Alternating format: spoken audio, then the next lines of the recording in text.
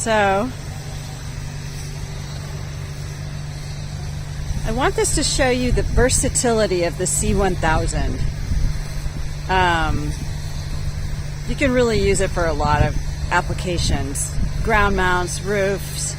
We use it on a floating panel. That's going to be another video. Floating solar panels. Obviously carports. And here we have these massive trackers. You do need to make sure that they get set at the proper angle to make the cleaning the maximum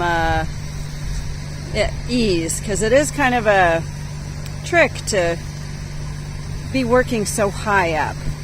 But as you can see, perfect tool for the job. And there we have just a few more. This is a very small site. A few more here. You will not see a splash guard on this, simply because we need to keep the weight as low as possible. So in this case, this is one case where we recommend no splash guard.